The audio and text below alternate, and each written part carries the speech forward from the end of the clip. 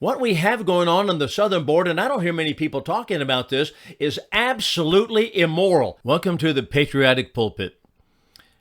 There's an episode in the book of Daniel, the Old Testament, Daniel chapter 5 to be exact, in which Daniel the prophet is called in to read a mysterious handwriting on the wall that a hand that God had sent and appeared and wrote on the wall, and the statement was, Mene, mene, tekel upharsin, which is basically you are found or weighed in the balances and found wanting.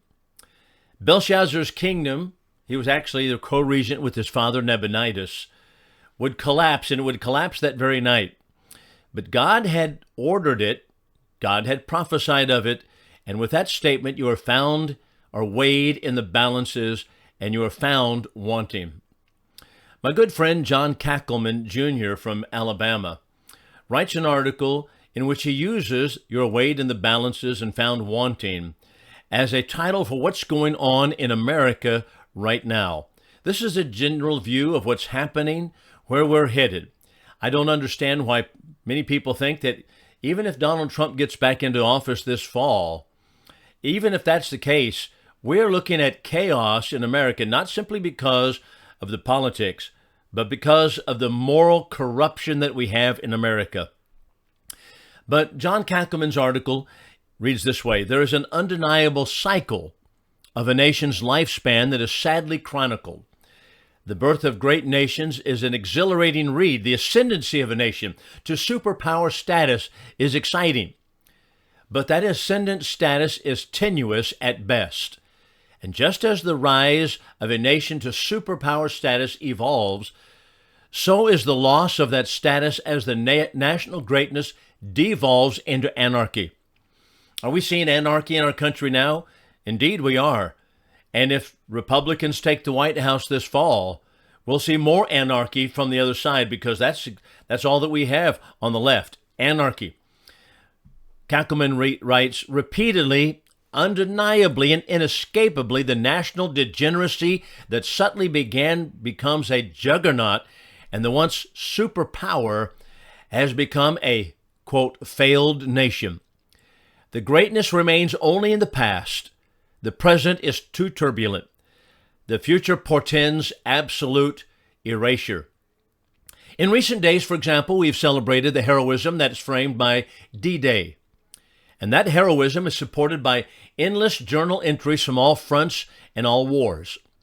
Take a sociological look and contrast the culture then, that is World War II, and now. The religious devotion then and now. The mutual respect then and now. The political commitment to the electorate then and now. The tolerance for immorality. Compare that then and now. How about crime, inhumanity, then and now? The sad conclusion is that the greatness then has devolved into an abysmal failure today because of moral anarchy, moral degeneracy. And only those who are unwilling to accept the facts of reality, who rest apathetically and ignorant, anticipate a better tomorrow, think that things are good. Incredibly, these applaud the devolving culture and congratulate the uptick in criminal behavior. And they cheer on the erasure of governing statutes that secure personal freedoms. We've seen the erasure of governing statutes, the First Amendment, the Second Amendment. These things, how about the Fourth Amendment? We have lost the Bill of Rights. Kackelman writes, these curse the history that melded our nation's greatness. And these people, that is the new ones, this new generation, invent a new perspective that further corrupts the truth. These see no need to change. These see no corruption in the government that was established to serve the people, but has now morphed into an imperial government demanding that the people serve the elite. That's exactly what's happening with the Biden administration and the Obama administration before that. Such a governing is no longer governing of, for, and by the people, but it has devolved into a governing of tyrannical, bureaucratic censure that ignores the inalienable rights with which every human is endowed. The political elite, they no longer praise the challenge Ask not what your country can do for you, but ask what you can do for your country. No, instead, the social justice warriors curse those who voice the dream. I look to a day when people will not be judged by the color of the skin, but content of the character. Today's reality is exceedingly sad in America. And we see a national disintegration from greatness to failure. But notice this, as Kakelman points out, it is a choice. The national decay results from a choice of the citizen. Different governing formats offer citizens different methods of making the choices known. Some governing is totalitarian, but even then the citizens will ultimately make choices regarding their nation. The United States of America is a constitutionally represented republic. It is not a democracy. I want to stop here and note, we're going to come back to that at the end of this program, that America was founded as a republic, a democratic republic, not a democracy. And all that you hear regarding a democracy or Democracy 2024, Fox News has the titles Democracy Today, Democracy. The Founding Fathers would, of course, roll over in their graves when they heard this, or if they heard this. The difference between a republic and a democracy is treated under a separate article, as Kakelman writes it, but we'll talk about some of that here in just a few moments. But it's a significant factor that led the United States of America to become a great nation, and that is because our founders created, for the first time in history, a constitutional republic. In fact, it can be argued that this is the singular factor undergirding our nation's greatness outside of the moral certitude that we had. And remove this element, and you remove our nation. So the Constitution of the United States of America is a masterpiece of national governing. This document has protected our national integrity. It has allowed a governing system to accomplish unparalleled feats on the worldwide stage. The Constitution has earned unique respect for its equity and foresighted precepts. The Constitution of the United States has received accolades from many respected voices. Perhaps this comment by John Adams to the Massachusetts militia, 11 October 1798, is the most appropriate. Listen to what John Adams, the second president, had to say about our Constitution. Quote, "Our Constitution was made only for a moral and religious people. It is wholly inadequate for any other. The United States Constitution is effective only for a moral and religious people." He specifically notes that the Constitution is wholly inadequate to govern those who are not moral, who are not religious. And the conclusion is evident. Those who are immoral, those who are irreligious, refuse the Constitution's tenets. Adams further notes the consequence of the United States failing to respect the governing of the Constitution. Adams says this, quote, "This country will be the most miserable habitation in the world." One would think that an undisputed respect and defense of the United States Constitution would be eagerly practiced by those elected to the governing levels of our nation, but evil is restless and it seeks destruction of man's happiness. As Adams noted, evil seeks only to make man's life and existence in the most miserable habitation in the world. So what is the challenge? The challenge is that the United States Constitution has faced attacks from activists seeking to make the governing of our nation different from that which is envisioned by our founding fathers. Just look what's happening, for example, with Joe Biden. Just think about the border. He has absolutely erased not only the border, but the law. And we don't have enough strength to oust him from office when he is absolutely destroying our nation by inviting the entire world within it. So indeed, our nation is being destroyed from within, but by people who are in governing positions. In the most recent years, the Democratic Party has targeted the literalist limitations of the United States Constitution so that little by little the personal rights that are endowed upon mankind are erased or even criminally prosecuted.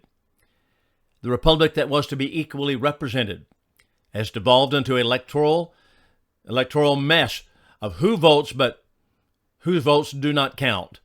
People vote, but the votes don't count. Those elected arrogantly legislate saying, we know what the people need better than they know what they need themselves. And a personification of this attitude is found in Barack Obama's attitude to the Constitution. 2001, he had an interview. He was then Senator Obama, recorded his views of the inadequacy of our Constitution. And these views framed the fundamental change that he announced for the Democratic Party that they want to make for the United States of America. The central tenet of the United States Constitution is that we are all created by the God of the Bible and created equal. As the article cited states, consequently, God, not government, endowed each of us with rights, first among which were life, liberty, property, the combination of which allowed the pursuit, no guarantee, of happiness.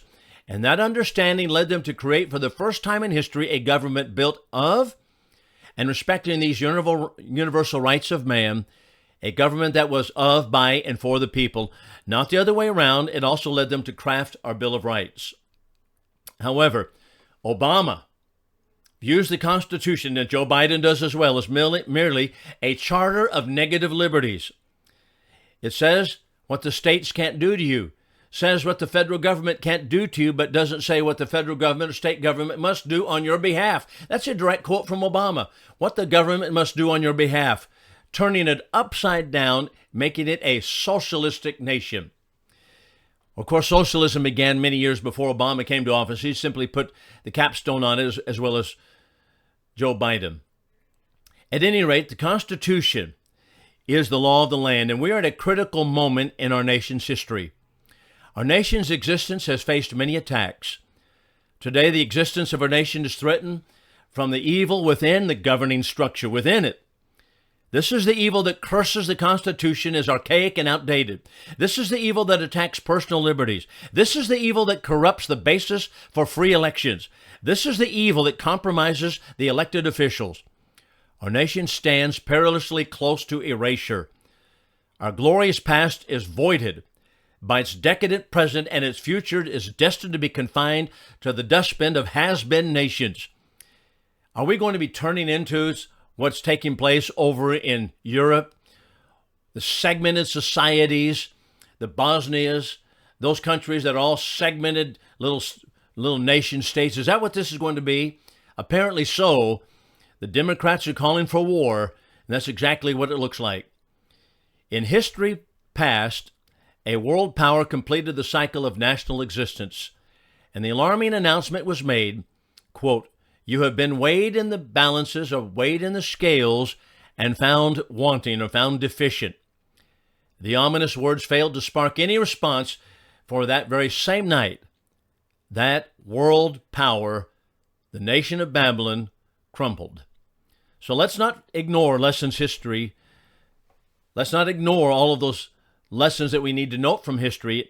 In order for citizens to salvage our republic, we must expect, demand compliance with the United States Constitution. This coming election will determine our nation's existence. The worthless elite will make speeches and boast and promises, but after November 5, they will return and continue as they have ever since the freshman year. That's the way Congress normally operates. But until we return to God as a moral and religious nation, the tenets of the Constitution will be reviewed, adjusted, disrespected, and ultimately ignored. We must return to God. Now, when we come back, we'll talk about why a republic is what our founding fathers created.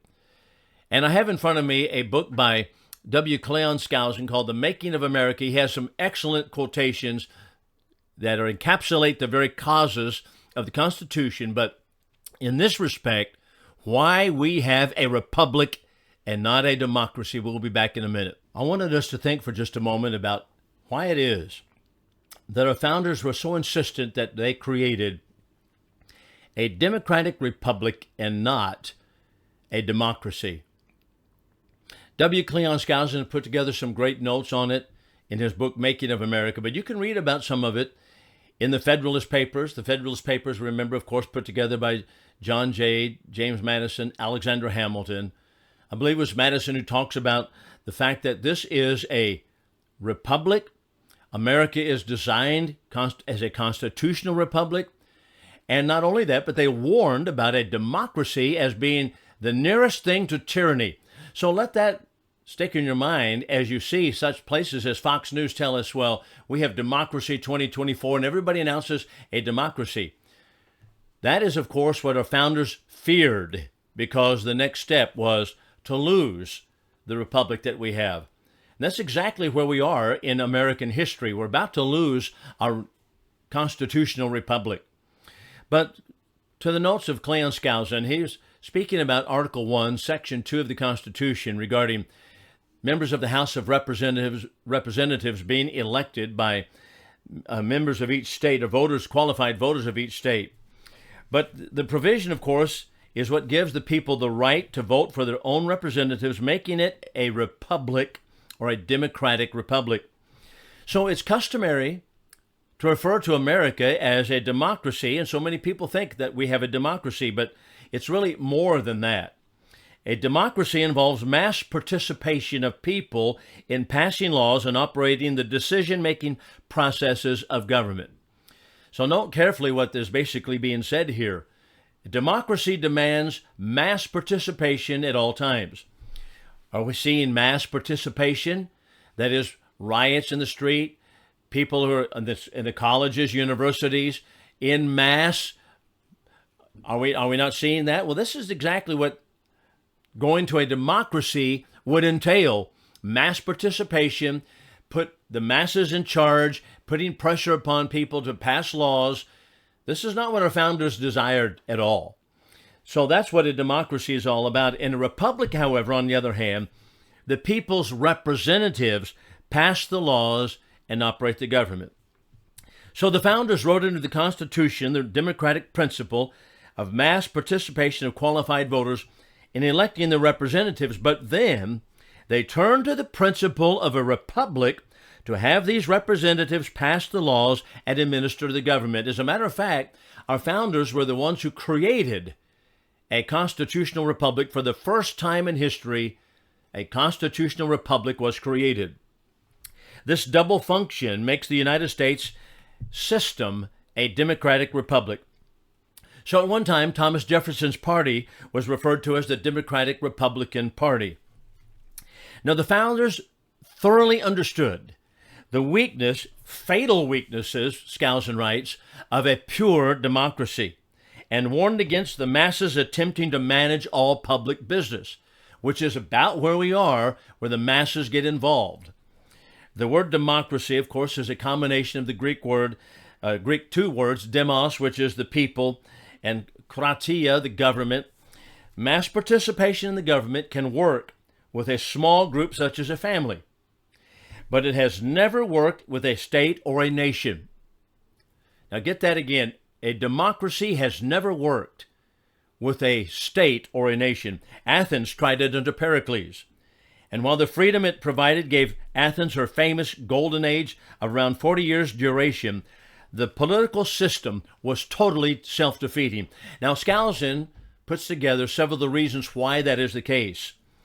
But just to point out a couple of them that are so pertinent to what's happening in America, let's come down here to number 3 and number 4. Because of neglect, the government soon fell into the hands of a few bureaucrats who operated the affairs of the people to their own advantage, and then they eventually became known as the 30 tyrants. What happened here?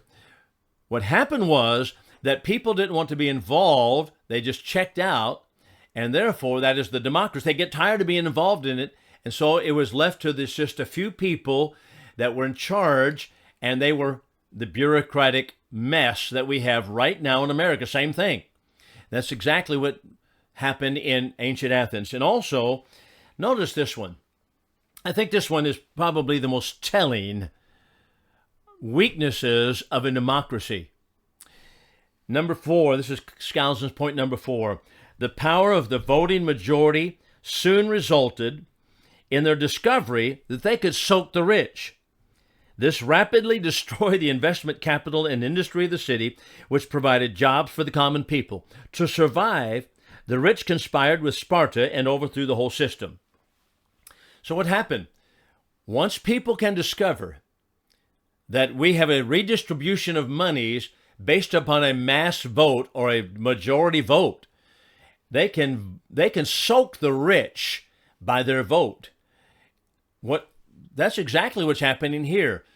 However, the Democrats, so hateful of America, have applied it to soaking not only the middle class and the poor and the rich in America, but they turn around and they don't redistribute it to people in America. They redistribute it to other nations. We're redistributing our monies, our wealth, our land. We're redistributing that to people who are coming over the border constantly. We're inviting everybody in the world to come over and robbing the people that are making the money here to pay them to come. That is the most absolutely disastrous, democratic, disastrous, and immoral system that can be. What we have going on the southern border, and I don't hear many people talking about this, is absolutely immoral. It's immorality. To take money that I have earned and pay people to come here who do not belong here and don't even vet them, it's absolutely incredible. And to redistribute the money anyway. I'd like for anyone to tell me how in the world it is morally right to take money from one person and give to another. There's only two ways that can be done. Number one, I can voluntarily give it, or it can be forced from me and given to another person. And the latter is what's happening in America. But that's what Skousen writes regarding the ancient city of Athens. So 200 years ago, there was a noted historian by the name of Alexander Tyler. He explained why a pure democracy will always, or tends to, destroy itself. This is such a rich quote. Listen to this. A democracy cannot exist as a permanent form of government. It can only exist until a majority of the voters discover that they can vote themselves largesse, that is gifts, from the public treasury. From that moment on, the majority always votes for the candidate promising the most benefits from the public treasury, with the result that a democracy always collapses over loose fiscal policy, taxing and spending, always followed by a dictatorship. The average life of the world's greatest civilization has been 200 years. So writes Alexander Tyler. The American founders were determined that should not be the case in America. Consequently, they created a constitutional republic. So, as we pointed out, they had other republics that were in front of them. They had, for example, a unitary republic, such as in Great Britain, with all power vested in the central government. Or we could have a confederation of states. That's a republic which grants very little power to the central government, but reserves all the power to local governments. And that's what we tried under the Confederation, the Articles of Confederation. But what we have in America is a constitutional republic, sometimes called a federal republic or democratic republic. And this system is based on the supreme will of the people, which is expressed in a written constitution. And it was invented by the American founding fathers. This American system divides power vertically, it divides power horizontally, and assigns to each level of government those responsibilities which can be most efficiently and economically administered there. That is simply to say that the government that is local is the best, and only as you go up, ascending the scale, does power drift to the top. But as we've had it turned upside down now. Actually, the founding fathers took that from the Old Testament book of Exodus, where Moses sat in judgment all day long when people came into him, and he had a line that people all brought all of their cases, all of the things that they wanted adjudicated to Moses. His father-in-law, Jethro, saw that, said, you know, what you're doing is not good. What you need to do is set up rulers or heads of tens, heads of 50s, heads of hundreds, heads of thousands. In other words, a judicial system that goes up the ladder, and only the most difficult cases come to the Supreme Court, Moses. And that model, which is this pyramid with very little power at top, is exactly what the founders created, purposefully following Exodus chapter 18. But no more. No more. You have a president, Joe Biden, and Obama before him, who's going to tell you what kind of car you need to drive, who's going to tell you how much gasoline you can use. And the United Nations wants to be an international socialist organization to tell you exactly what car to drive, what not to drive, how many miles to go, how much Freon you can have in your refrigerator, and on it goes. How much water you can have in your toilet. All of these things and more also, they reach down from the very top and tell you in your own private home what you can do. This is not a system of freedom. This is not a constitutional republic. We've left it, and that's why John Kackelman wrote that article that we mentioned a moment ago, weighed in the balances and found wanting. And there's only one way that we can get back to any kind of modicum of freedom. And that is, not only Donald Trump needs to be elected to office, but we need a moral awakening in our nation. A great awakening where morality will once again rule the households, rule the communities, and finally, the states and the country. Weighed in the balances and found wanting.